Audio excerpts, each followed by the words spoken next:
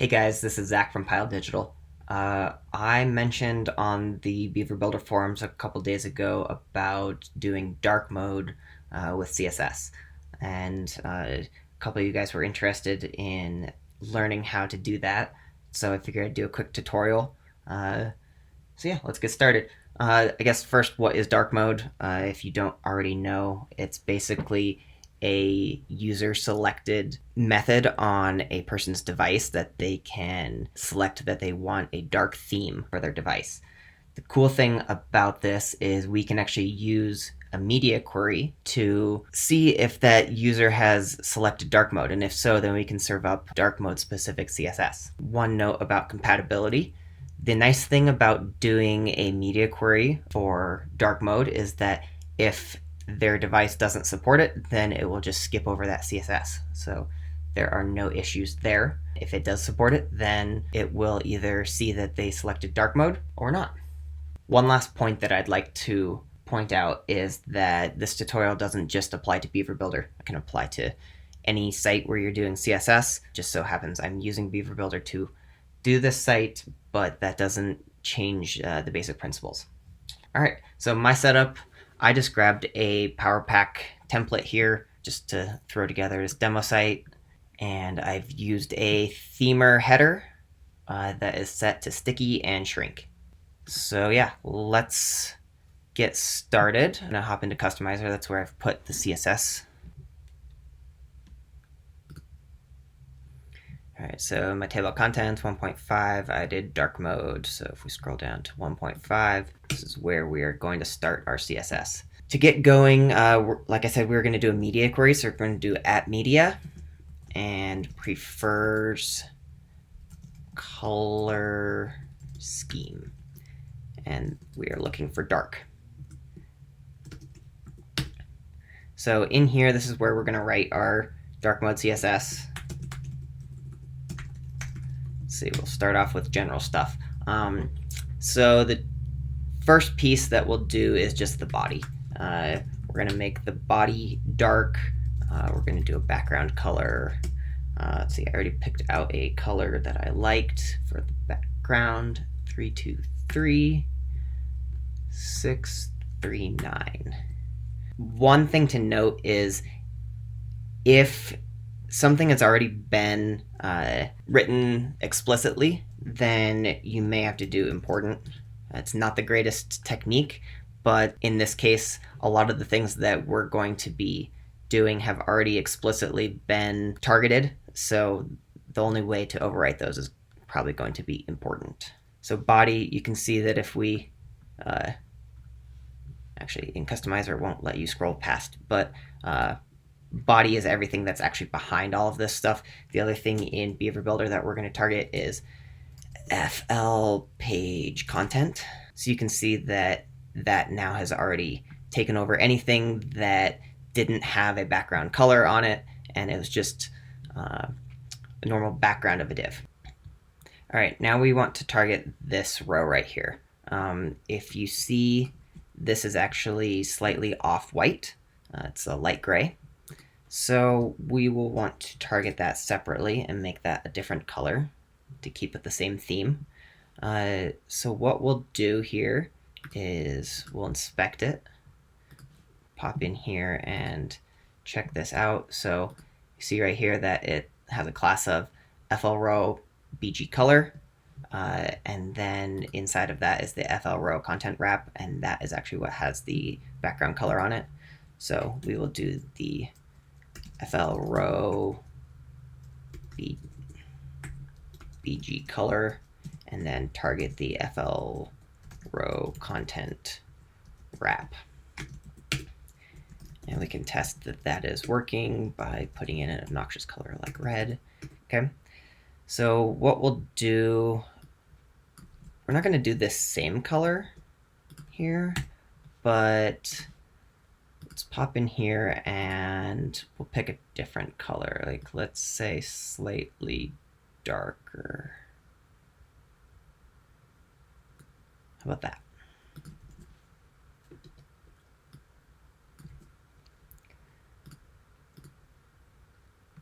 Okay. I think the last thing I want to target for general stuff is probably these icons here. So these are Font Awesome icons using the Beaver Builder icon module. So we're going to do FL icon, and then it's inside of an I in a pseudo element of before. You can see that right here. And since it's a font, we can do color, and let's do a light gray. So like, let's just do CCC. All right, so I think that does it for all of the general stuff that I want to do. Let's do some typography now.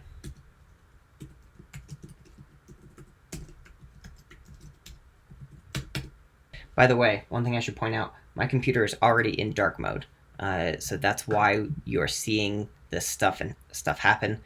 We can test it out by switching between light and dark, and you can see that these things change as I change that. So I'll stay in dark mode while we continue these changes here, and then at the end we can flip back and forth to see what we've done. Just a general, I'm going to do an FL rich text. So all paragraphs inside of that, and I'm going to do a color of white. These ones here did not change. I'm guessing they're in a span. They are. They're in a span inside of a P. So in this case, that's how the PowerPack template was set up, which is fine. So we'll do .fl content. By the way, you can see down here that these are just FL rich text paragraph.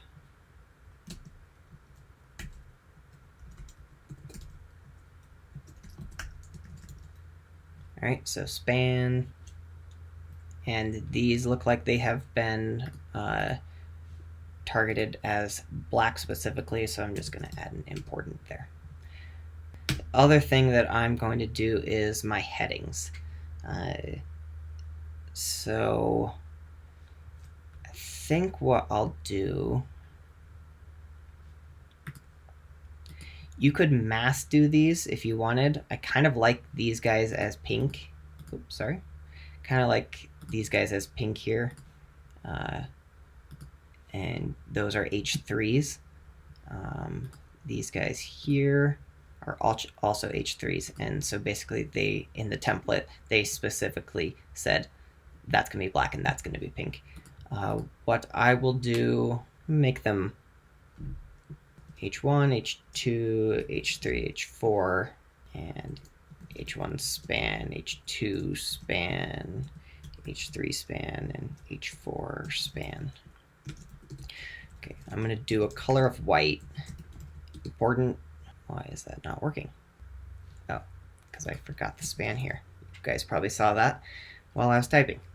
All right, so that made all of them white. I'm going to come back and add a class to these, and what I will do is I'm going to do a class of pink.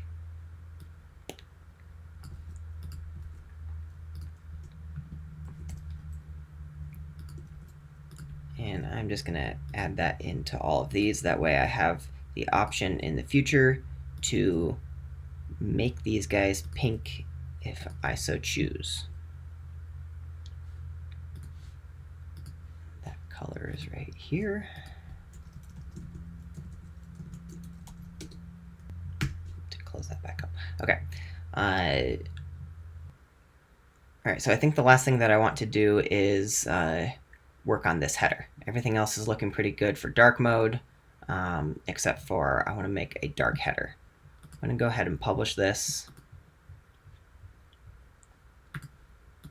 Pop out here and look at this guy. All right, so we've got our header here with FL Theme Builder Header Sticky. And when I scroll down, it adds the FL Theme Builder Header Shrink. and that's how it's doing the animation there of shrinking when you scroll down.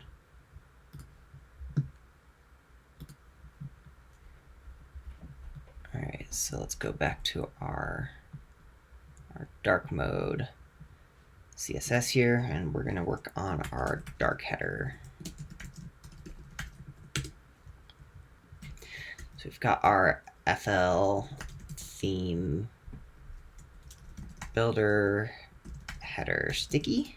So that's going to be our base. So let's do a background color of, let's do that same dark. Too important because it already had a white background on it. All right, so then we need the scrolled one because right now it's looking the same. I'd like something that kind of separates this so it's not just a big blob of dark at the top. So we're going to do FL theme builder header, builder header scrolled. And let's do a background color of RGBA. And let's do like 0.5. Important. That's too dark. 0.35. Yeah, I like that. All right. These are getting pretty hard to read, so let's do, I'm using a PowerPack menu there. PowerPack advanced menu, and then let's target the A's inside of that, and we'll do a color of white on them. You can see I didn't have to do an import there because they were just taking on the theme's default text color. Let's also give them a text shadow just to make them a little bit easier to read. Like, see, that's pretty small, so we're like 1 pixel, maybe 3 pixels blur.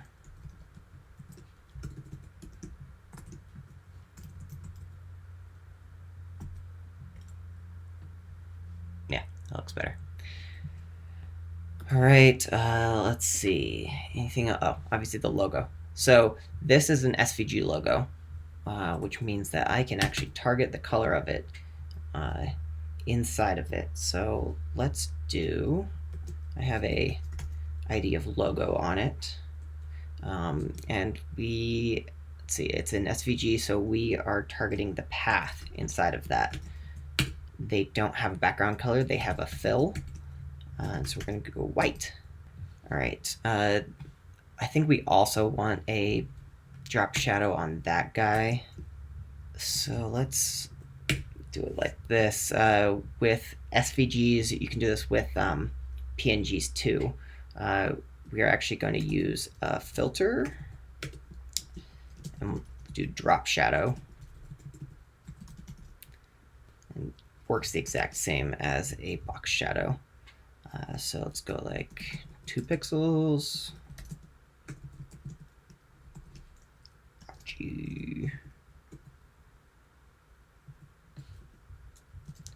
RGBA.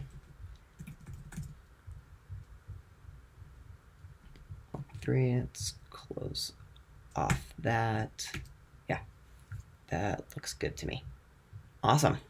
Okay, so this is all looking real good. I think the last thing to check is mobile. See what that looks like. See that this is, we should probably turn that white. Everything else looks good to me. All right, so let's do that real fast. So there are a couple ways to do this. You could throw a dark mode down in your mobile styles here. In this case, I don't think I need to do that because this doesn't show up in anything but mobile.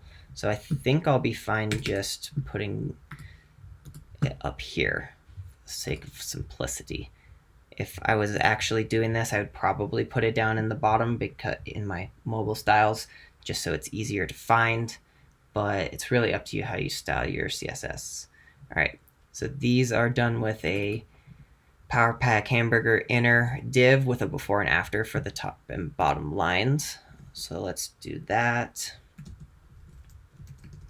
Before, after, and do a background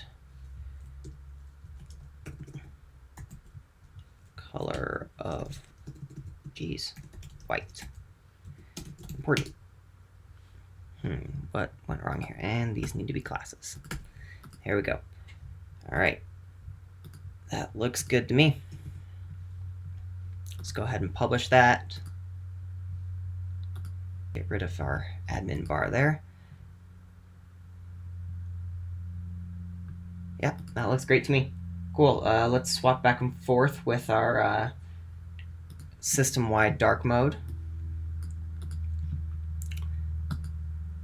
Light.